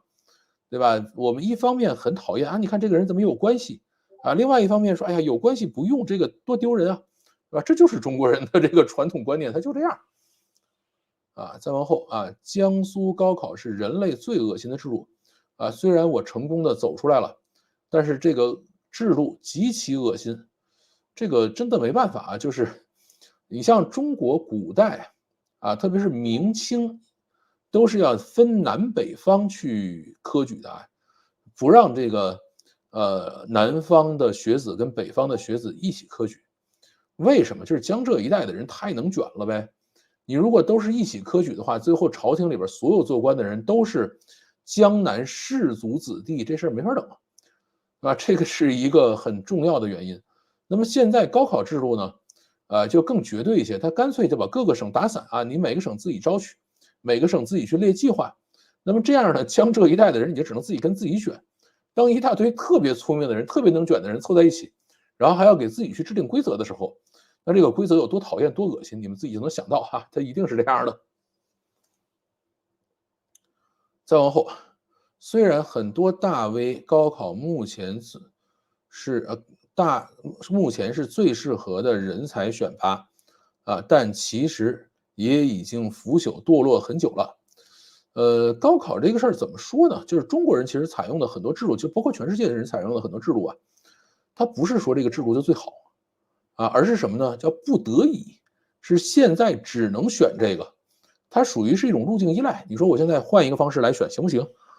也许行但是不知道，我只能这么讲这个再往后还是同样一条中专生江平说，选拔跟察举应该是并行的，只研究科举，却废弃了后者传统，这个事儿是不行的他讲的是什么呢？就是中国古代最早的时候其实是察举制度，就是说由乡绅推举一些德高望重的人出来做官。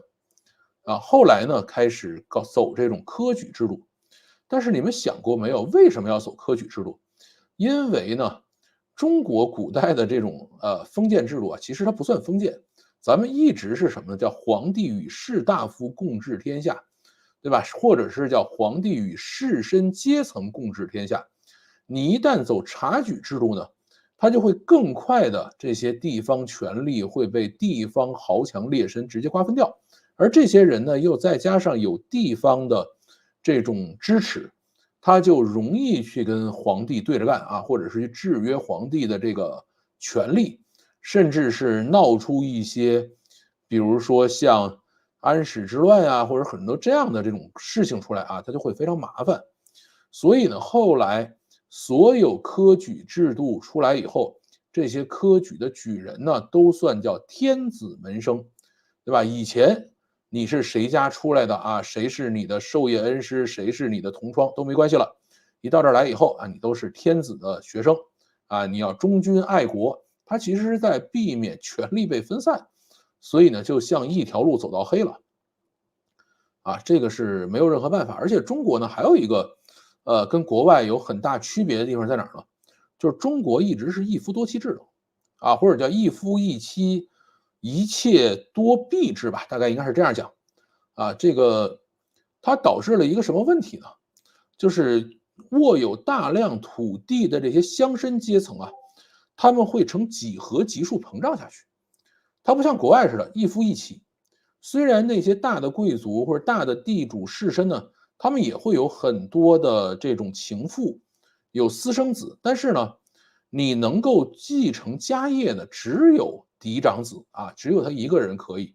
那么其他人，这个包括他这个就是嫡亲的二儿子、三儿子，都是不可以继承家产的。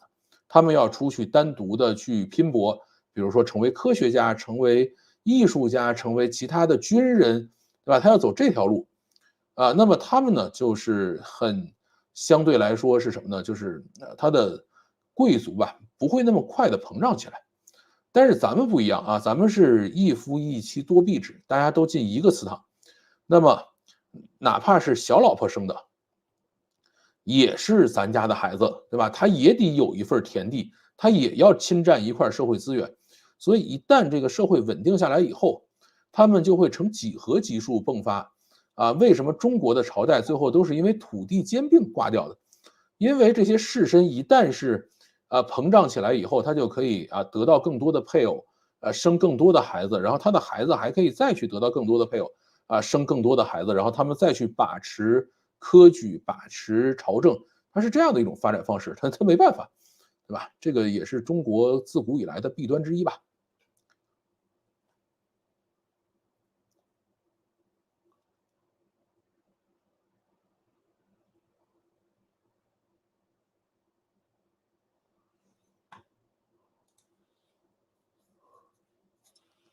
回那位啊，CC9 Pro 的啊，这个好吧，我就不读这个了，很长啊。最近好多女权微信公众号被封了啊，是吗？因为我是从来不看公众号。为什么车厂很少在电商平台上卖车？也有啊，这个拼多多上就有，淘宝上也有啊。以前女权集中地是米蒙啊，都不做女权啊，转型做短剧了，好吧？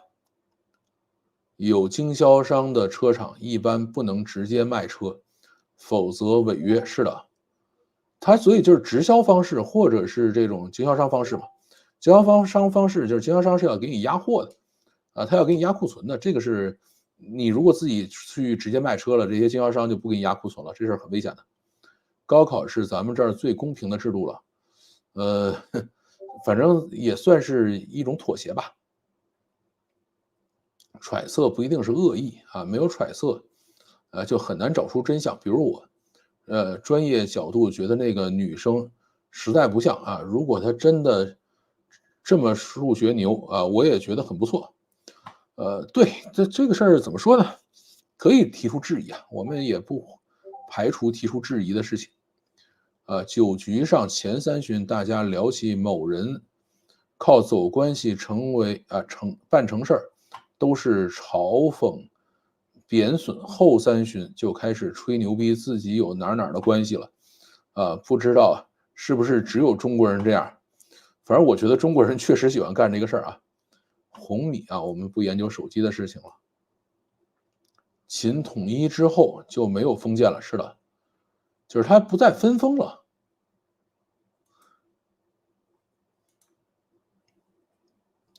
有人说炒作江平是为了推分流制度啊，这个想太多了。现在做分流这帮人都满头包了，说明年又改了，大概是20%分流，80%要去上高中。而且我告诉你，这个舆论不是那么好操作的啊！你真把它推起来以后，你是摁不住的。分流很多人还是认了的。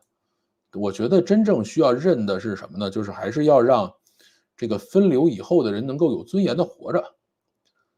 方舟子干的事儿不是打假，是道德绑架。他从来不用直接证据证明对错，完全无赖行径的诋毁啊！即使他错了，也从来不认错，所以他是流氓啊！这个不知道，我对他并不了解。因为有钱的都国际学校了啊，是不是没退路啊？没法看，没去看球啊，我们不看球。这个国外饭局喝酒一般不能喝到那么吹牛啊，话多而已。酒吧喝酒，本来就是吹牛的地方啊。因为我是不太喝酒，所以对于喝酒吹牛这件事没什么想法。我觉得高考这个制度本身也是所谓的相对公平，是这样。且因为部分地区的补课慢慢的公平也在拉大啊，有人想处理，结果不解决高考这个问题，去解决了培训班啊，这个我们就不研究后边的问题了啊。这个初赛普通人有机会，复赛很难，是的。好像明天还是后天复赛。初二下班上48人啊，能少20个学生休学，上托管班出国回老家啊，这个还真不了解。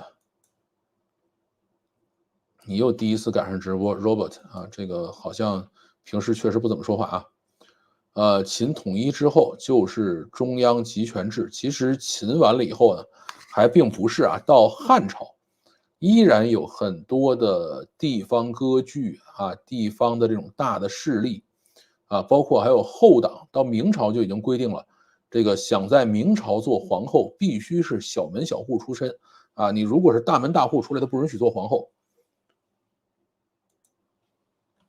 很认同啊，不是高考公不公平，而是在这套制度下，是否每个人都能活得有尊严。对，分流并不难啊，主要是社会认可度。是的，万般皆下品，唯有读书高，中国就是这样的。国际学校，我从美国飞回上海，多少都是父母带着美宝回国探亲，直接就不上国际学校了，直接就是小洋人了，也挺好。这么多凭直觉来质疑，不过是眼红病罢了，红眼病罢了啊！这个我觉得倒不一定啊，这个允许质疑。当年方舟子打假，韩寒代笔啊，打假完以后，韩寒再没有出版过任何作品，这个就不了解了。我对韩寒也没什么兴趣。就像常有人骂互联网工资高不公平，但问题不是互联网工资高，而是其他行业工资太低。是的。感觉上海有钱人孩子几乎都是外企，这个没有统计啊，这个不能乱说。万一有几个不是的呢，就算你造谣了。王朝更迭那一段有一定道理，是的。好，我们继续。马斯克讨薪成功。马斯克在西方是神一般的存在，没有人能挡住他的去路。但是到了中国，他就傻眼了，卷王之王太多了，像他这样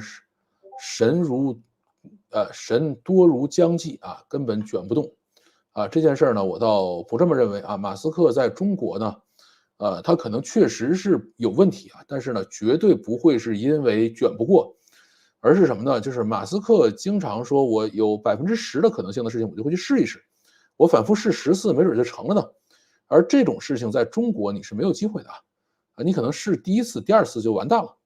你像马斯克发卫星啊，发这个 SpaceX 炸了多少火箭，还在接着发，对吧？他做这个特斯拉，亏了10几年还在接着做，这种事情在中国早被弄死了啊！中国人最大的问题叫没有耐心，就是老有人说中国为什么没有原创性创新啊？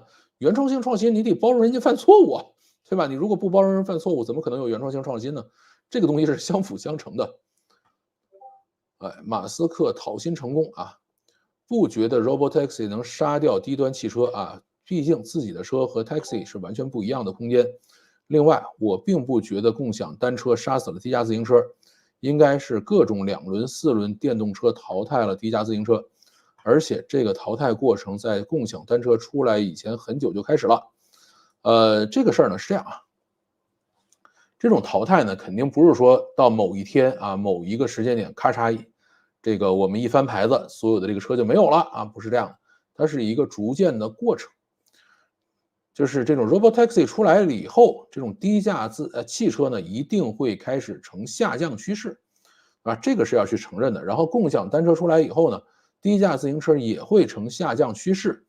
至于说低价自行车是不是很早就开始被淘汰了，我并不那么认为，对吧？我记得是最早的这种共享单车其实不是摩拜啊，是 ofo。ofo 他们是怎么做的呢？它不是有专门的车，ofo 最开始是做锁的，啊，是北大，因为 ofo 的创始人是北大的啊，他说我在北大里头做一个模式，啊，大家呢可以把这个 ofo 的锁呀锁在你自己的车上，那么大家呢可以通过手机的应用打开这个锁，骑着这个车满街跑，啊，所以最早的共享单车是这样的啊，不是一个单独的车，只是一把锁，啊，后来呢才开始变成单独的车，然后呢是车配锁这样的一个形式，啊，所以共享单车一开始就是瞄着这个低价自行车去的，啊，它就是这样的一个状态，啊，那么它淘汰呢肯定是会经历一个过程了，啊，你就想着说，哎，我需要买一个车啊，需要去停车，需要去养护它，需要给它修理，啊，这个事儿它就很麻烦，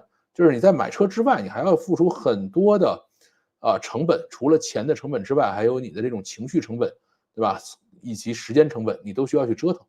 而一旦是共享了以后呢，等于后边那个成本都没有了，前面买车的成本到底是多少，咱不管它了，后边都没有了啊。所以这件事情呢，还是会快速的淘汰低端的汽车和这个自行车啊，这个我是坚持这么认为。我看看。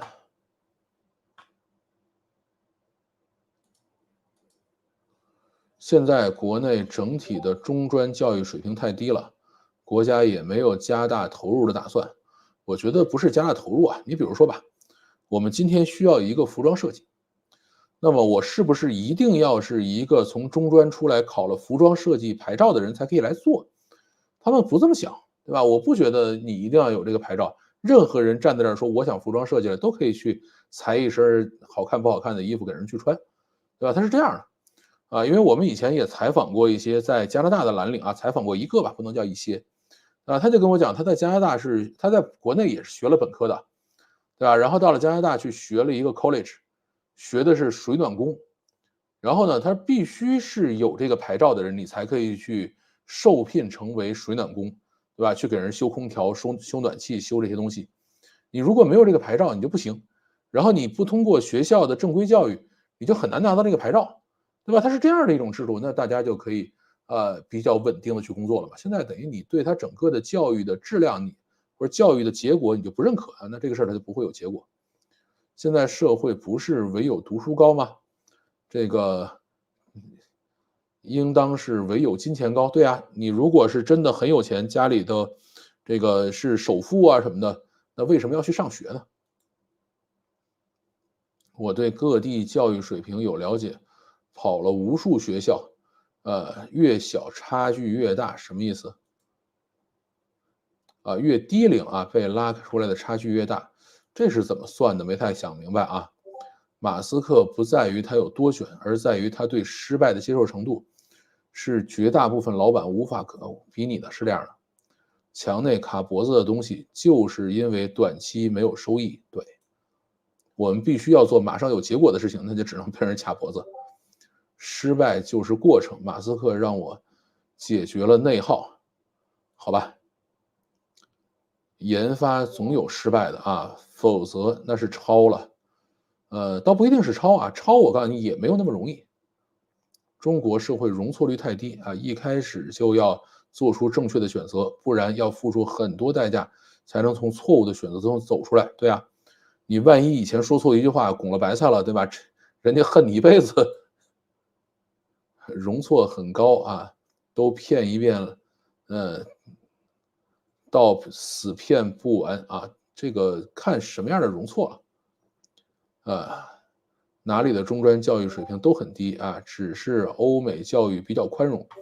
这个年轻人中专毕业当了几年机修工后，突然想去斯坦福全日制读书也行啊，只要实力够。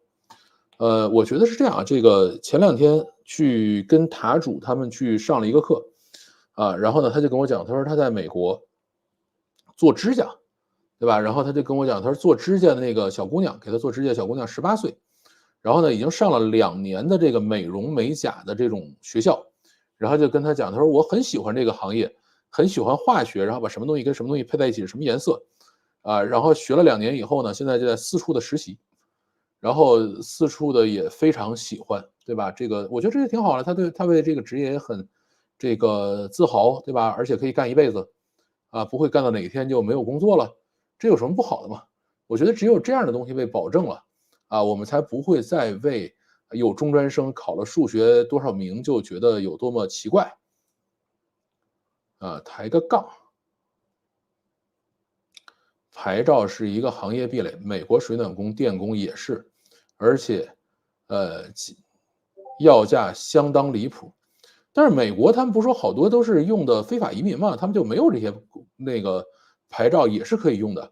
就是加拿大之所以大家这个蓝领活得很好，是因为加拿大没有非法移民，对吧？你不能随便找个墨西哥人就把这事干了。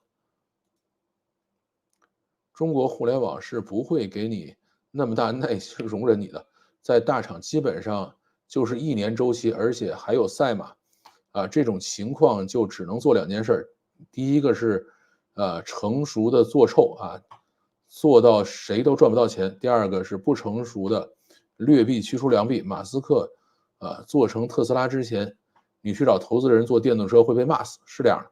很多投资人都会问说这个事儿有原型没有？对。看人家做成了，投资人就会主动给你做电动车，是这样的，啊，中国人确实喜欢干这个事儿。大多数人没有生产资料啊，技能又不能遗传，只能靠考试选啊，避免阶层下滑。这个也没办法了，甚至还有很多人想阶层跃迁嘛。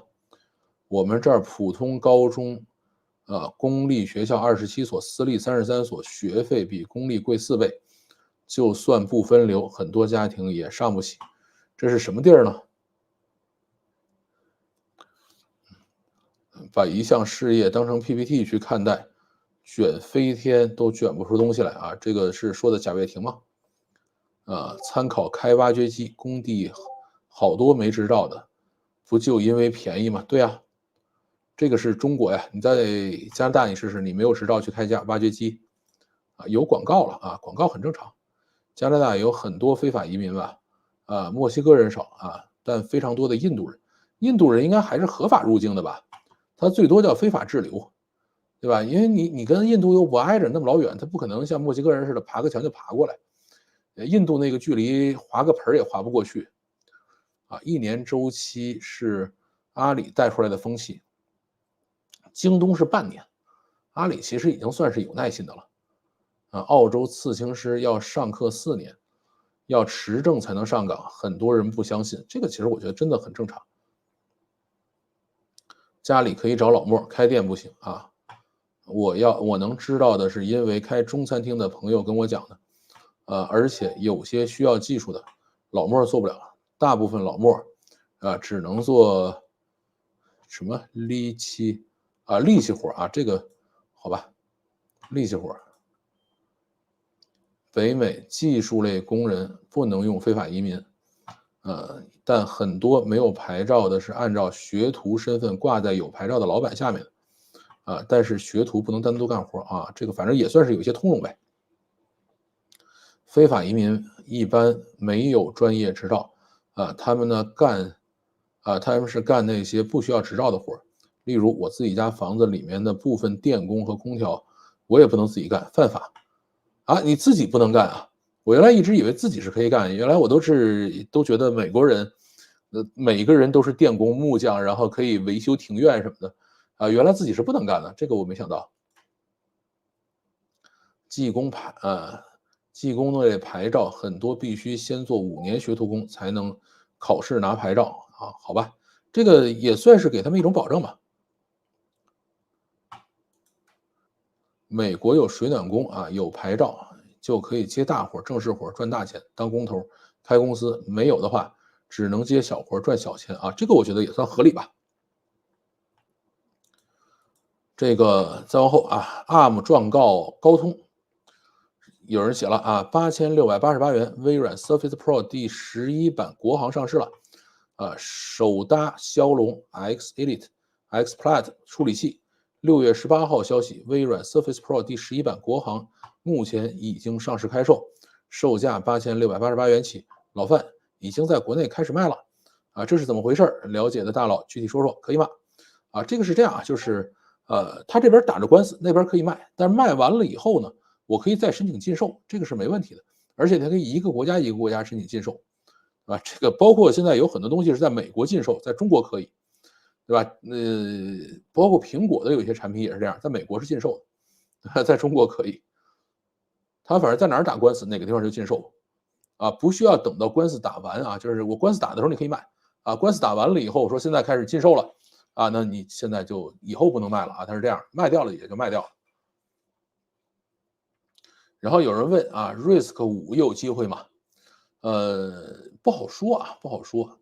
RISC-V 呢，它的这种规范程度其实是相对来说比较松的，大家都是 RISC-V 规范的芯片，可能依然是不兼容的，就是你写了一套代码以后不能四处乱跑这个是 RISC-V 的一个比较大的问题。但是好在哪儿呢？就是大家都可以用，因为它完全是开源的嘛，也没有一个公司去拥有这个标准这个中国很多的公司都会用 RISC-V 去搭建这个相关的芯片然后包括谷歌自己也在做一些 RISC-V 芯片这个很多公司都在干，但是呢，它的兼容性没有那么好。你如果最后要做个人设备的话，RISC-V 可能还是要难一些。这个还有人问说老范现在每期节目都会出文字稿到博客吗？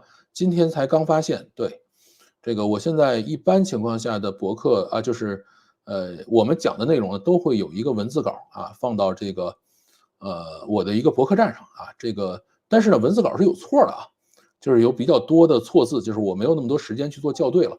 然后那个文字稿呢是用我们现在沟通的这个字幕去做识别做出来的这个是为了提高一点点的搜索命中吧，所以我现在准备把这个博客站做起来这个我一般是在每一个视频下头会有一个简介，简介里头会带这个博客的链接，对吧？这个可能大家谷歌搜索到了以后，能够给我把一些流量引回来吧，再做这件事情但有些人说我想看看老范都说什么了，然后我愿意自己去做校对那你也可以拿着文字稿去用这个没有任何问题。蓝领持证上岗很合理，问题是没证的人怎么活？咱们缺的是这个咱们不缺这个。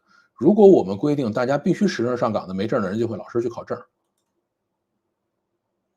我自己家地下室都不能自己干偷着干没问题，邻居举报就麻烦了，好吧？自己干也可以，但是出事了，保险公司查出来有改动，并且改动没有跟电工协会报备会不保的这样，它等于所有的这些规则是扣在一起的。我在澳洲准备自己装太阳能就违法，我考虑不接近电网，不和市网电通这个好吧，也算是一种方式吧。举报肯定罚款我觉得呢你还是老老实实的去按人规矩做吧。自己家里还得偷偷弄这个看来懂了很多自己可以干，例如我可以自己安装电源开关板，但是不能涉及连接电网我可以更换空调电动机，但是不能自己更换冷媒啊，自己更换汽车冷媒也不行，汽车基本啥都能修啊。这个我是没有这种动手能力啊，很羡慕啊。突然发现今天已经6月19号了，618貌似没什么动静。对，今年的618叫这里的黎明静悄悄。美国自己在家可以偷偷，其实没人管，干电工活不要上报，就没人管，反正也是怕举报呗，怕出事呗。亚马逊电商的商品逻辑和这个淘宝一样嘛，谁付钱把谁排前面，这块都有啊，这块，但是亚马逊的逻辑肯定跟淘宝还是不一样，差异还是比较大的。ofo 共享单车最开始没有 APP，是用微信公众号还有小程序忘记了，对，那是比较早的时候了。澳洲很多时薪贵的，比如水管工、电工，根本不给留学生开课，只留给有身份的。用制度保护本地人，而且是学徒制，学4年，这4年时薪很低，学出来有证了，等水平能自己接活了，收入就非常高了。这个也行呗，反正他也算是有一个制度能够让本地人混下去呗。显摆一下，做菜之外，我会电工、水暖工、油漆工，呃，泥木工、修车。你这个全才呀，你要挨着个考证去啊！希望文字稿可以集结在亚马逊出版《老范讲话实录》，这个可能需要校对啊，这个费点劲。回头我去研究一下，看有什么这个 GPT 的一些方式可以把它校对掉。所以这就是所谓的行业壁垒是这样的，赶上了啊！你这个是最后来的，老范讲实话录，好吧？这个反正我尽量讲我认为是真的东西啊。我们河南考生太悲哀了，山河4省啊，这个山东、山西、河南、河北，山河4省都很悲哀啊。618静得像守灵啊，这个就很惨。所以现在国内的各种数据就完全没法看了，只能说稳中向好啊，来晚了赶上第一次赶上尾巴，这个没什么问题。那我们今天是不是差不多到这里了？我们今天的读评结束了，咱们有兴趣的话，下周3再读啊。很多人还在问说，老范讲故事的直播什么时候开始？每周3晚上8点，每周5晚上8点。周3是读评，周5是这个讲故事啊，然后其他的时候呢，这个不定时啊。现在周日经常会有吃药，但是吃药呢就不定几点开始，有时候8点开始，有时候9点开始，也有时候7点多就开始了啊，还有的时候10点、11点才开始，对吧？但是好像最近几周都在做啊。但是那个呢，不做任何的保证，随时说不做了就不做了啊。这个其他的时候也是随时说开就开。谷歌的搜索排名逻辑和百度有什么不一样？怎么避免商业利益干扰排名顺序？谷歌其实是可以刷的，但是这个也是有一些技巧啊。百度呢，其实你就不用费劲了，老老实花钱就完了啊。当然，谷歌也可以花钱，但是谷歌花钱呢，它不会改排名，它是增加广告啊，它会给你在搜索排名之外单独放一个广告出来。用 RISC-5本来就是冲着自己特殊需求来的，不魔改的话，为啥要用它呢？是的，所以 RISC-5很多是云计算在用啊，就是云计算的服务器，我就自己来用啊，这个事儿是有的。现在国内有一些用 RISC-5做的 PC CPU 啊，这个是有的。国内搞信创嘛，这种电脑也卖了一些，当然这个我觉得完全是浪费，就是大炼钢铁啊。等老范发现家里重新油漆大门需要买台游戏机，价格啊也就全能了。反正我以前是刷过家里的房子，也刷过一点油漆啊，就是后来刷了一个屋子以后呢，发现实在是，就刷墙啊，刷了一个屋子以后，发现自己这个手艺实在太差，就雇了个师傅，然后让他给我把整个屋子全刷了一遍。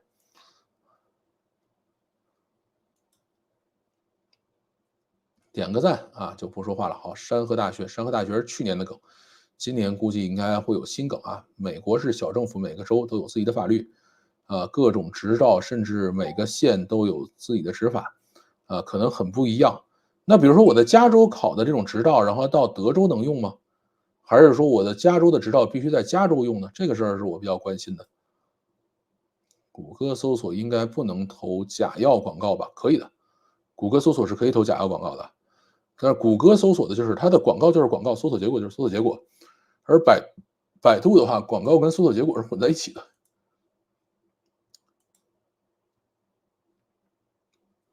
618根本没便宜啊！我按以往的价格在拼多多补充了一些日用品，唯一的区别是发货比平时慢了好多天，好吧？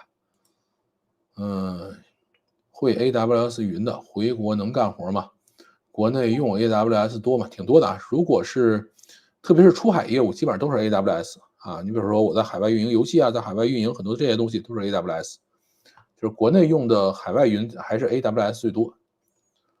好，我们今天就到这里啊，1个小时50分钟了，再见。下周三继续读评啊，也欢迎大家踊跃评论。万一你写的那条特别好，或者是这个什么就有可能被我拎出来念一念啊。那个有些人念了会觉得很开心，但是也有些人会被我拎出来怼啊，这个是没有办法的。好，我们就到这里，再见。